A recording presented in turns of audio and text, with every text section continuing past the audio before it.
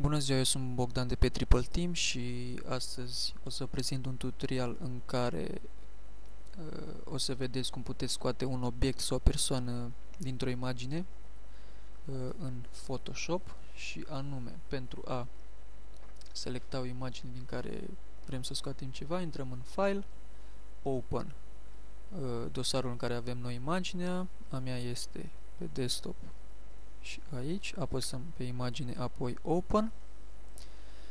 Aceasta este imaginea noastră.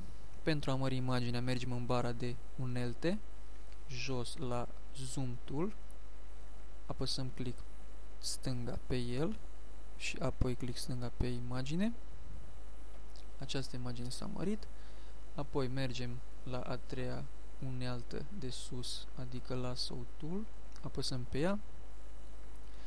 Luăm un obiect pe care nu îl dorim în această imagine, anume eu o să aleg acesta.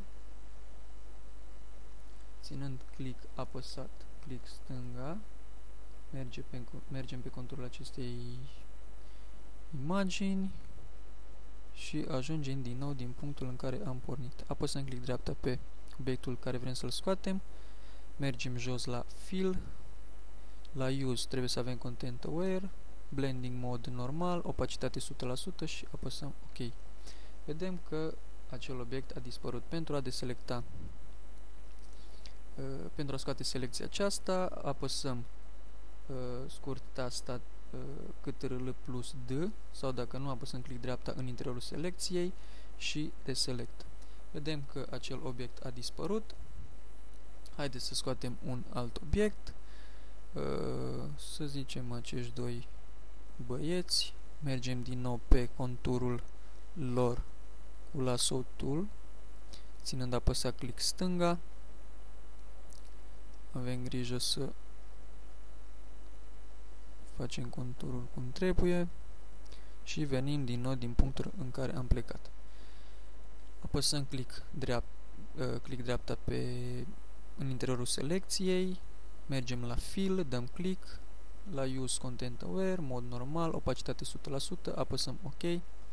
Vedem că imaginea a dispărut, dar în interiorul selecției apar unele erori, nu este nicio problemă.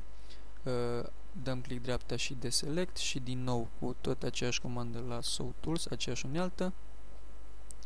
Merge pe conturul acestei imagini, click dreapta, Fill, Content Aware și vom parcurge același pas până când imaginea noastră va fi bună. Aici vă mai puteți voi juca până când o să vă placă ceea ce ați realizat.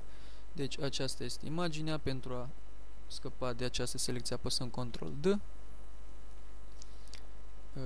Deci aceasta este imaginea, mergem din nou în bara de unelte la Zoom, click dreapta pe imagine, Actual Pixel pentru a reveni la imaginea actuală și aceasta este imaginea. După cum vedeți, nu se observă nici o diferență sau vreo eroare.